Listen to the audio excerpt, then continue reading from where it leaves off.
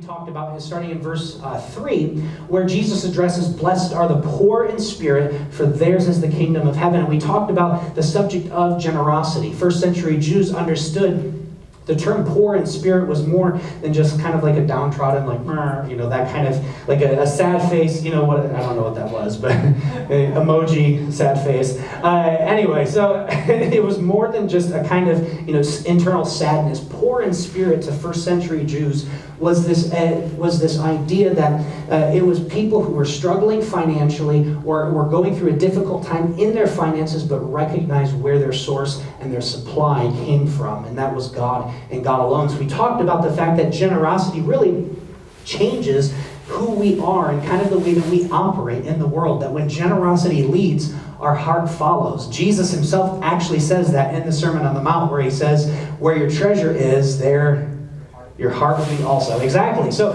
it's important for us to understand this subject of generosity. And God actually promises beyond that when we're generous, when we give back to him in terms of the resources which he's entrusted to us, that he promises to bless us. And we talked about that we don't give so that we can get. We give because God has richly blessed us, and we want to honor him and to return to him what is his. But in Malachi chapter 3, God actually makes this statement. It's the only time in Scripture. In fact, in other parts of Scripture, it actually says, "Do not put the Lord your God to the test." But in Malachi chapter 3, he makes a statement about tithes where he says, "Bring the tithe into the storehouse." And he says, "And I will bless," and this is the Todd Corpy paraphrase, "but I will bless the living daylights out of you." And he actually makes a statement, "Try me, put me to the test, and see if I will not bless you." And so we actually initiated what we call the 3-month giving challenge, where we threw out a challenge to you, if you've never tried tithing before, to try it for 3 months.